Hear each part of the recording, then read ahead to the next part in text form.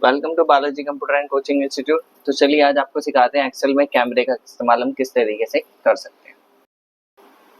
As you can see यहाँ पर हमारे पास डेटा है एंड डेटा में जाने के बाद हमने करना क्या है, यहाँ पे आपको छोटा सा ये बटन मिलेगा, यहाँ पे आपको मोर कमांड्स पे जाना है।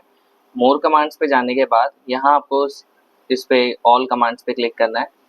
ऑल कमांड्स पे क्लिक करने के बाद यहाँ पर आपको सर्च करना है कैमरा। जैसे ही आप कैमरे पे आएंगे और इसको यहाँ पे से करा देंगे हम ऐड कराने के बाद ओके।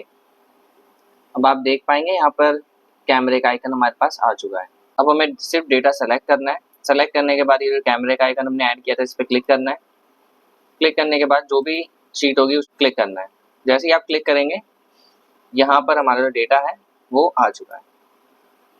तो अगर आपको इन्फॉर्मेशन अच्छी लगी है तो अभी हमारे इंस्टाग्राम अकाउंट BCCI878 को फॉलो करें और नेक्स्ट कंटेंट जो भी आप चाहते हैं उसको आप कमेंट सेक्शन में बता सकते हैं। एंड हमारा यूट्यूब चैनल भी है, लिंक डिस्क्रिप्शन में पड़ा है। Thanks for watching.